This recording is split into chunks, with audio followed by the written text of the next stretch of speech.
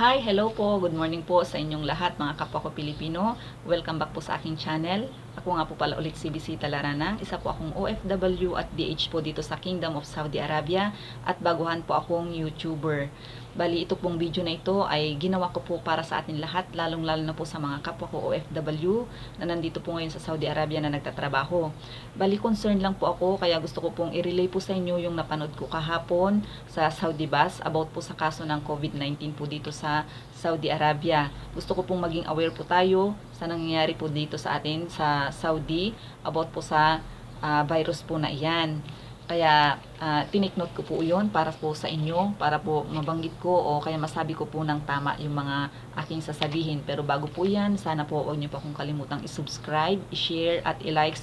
Pindutin niyo na rin po yung notification bell para ma-update ko po kayo sa mga bago pa pong video na aking gagawin. Ito na po. Ito pong aking babasahin ay galing po ito sa Ministry of Health. Ito po yung COVID-19 updates kahapon, May 12, 2020, Tuesday. Bali, meron pong new cases po by city na naidagdag kahapon at ang bilang na po ay 1,911. Yung pong new recovery po is 2,520. Bali, ang total cases po dito sa Saudi Arabia is 42,925 na po. 42,925. Yung total recoveries naman po is 15,257. Yung total mortality po o yung bilang po ng mga namatay is 264 na po. Kaya anuman pong minuto, paalala lang po, ang anuman pong minuto, segundo, oras o araw ay sigurado pong magbabago na naman po itong updates ng COVID-19 po. Kaya po maging aware po tayo. At bilang pong pagtaas po ng COVID-19, gumawa po ng kautusan ang Ministry of Interior para po sa ating lahat. Kaya po sana mapanood nyo itong video na ito dahil ito po ay napaka-importante po.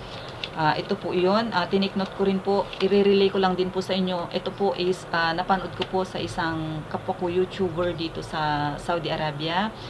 At naniniwala ko sa kanya na totoo yung information niya kasi nanonood din po siya ng Saudi Bus din po siya kumukuha ng information. Ang Saudi Bus po ay isa pong kilalang Facebook page dito po sa Saudi Arabia na nagbibigay po ng totoong informations para po sa atin na mga makakapanood. Kaya po babasahin ko po. Bali ito po dahil po sa sobra pong taas na po ng bilang ng kaso ng COVID-19, talaga po sila ng kautusan sa mga fine and penalties po, mga pinagbabawal po dito sa Kingdom of Saudi Arabia. Ito po yung regulation to limit gatherings and classifies violation and penalties. Yan po ay galing po mismo sa Ministry of Interior.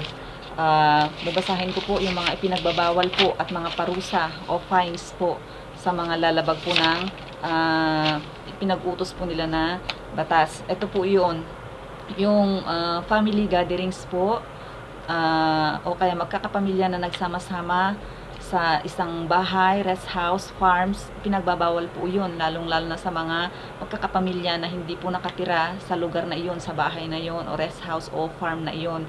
Meron pong penalty po yun na 10,000 SR.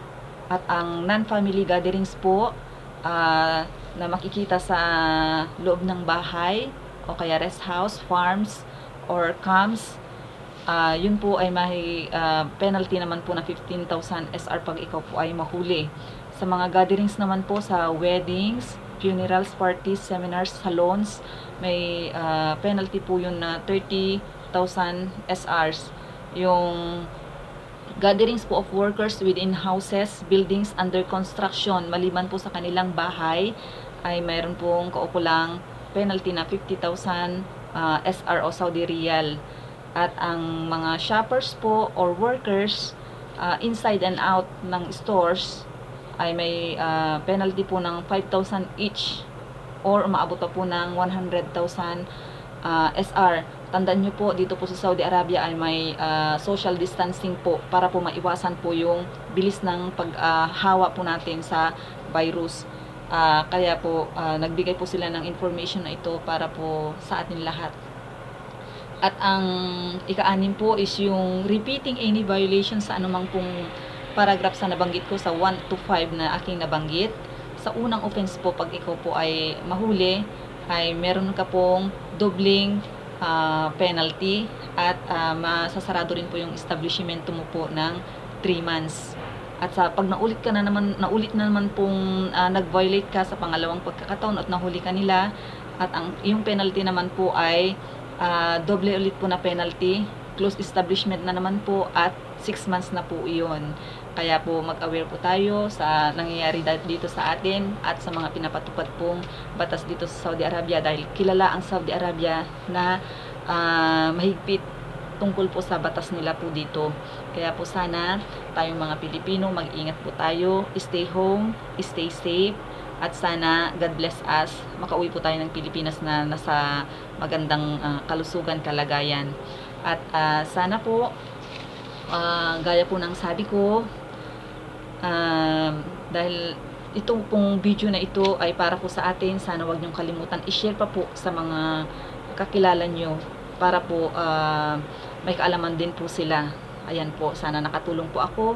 At itong pangalawa pong video na ginawa, ito pong video na ito, na yung pangalawa pong binanggit ko about po sa mga parusa sa mga lalabag o mga violators po, is gaya po ng sabi ko, nakuha ko po yun sa isang YouTuber po dito sa Saudi Arabia din. Napanood ko po siya. Thank you very much sa information na iyon. At sana magpatuloy ka sa paggawa pa ng video para sa amin, para sa atin lahat dito na OFW. Thank you very much. At ito pong video na ito, hindi ko po ginawa para po maging sikat po ako o maging marami po akong YouTuber, dahil kumuha po ako ng information sa ibang YouTuber na kapwa ko. Pero yun po, bilang Pilipino, concerned po ako sa nangyayari sa atin dito.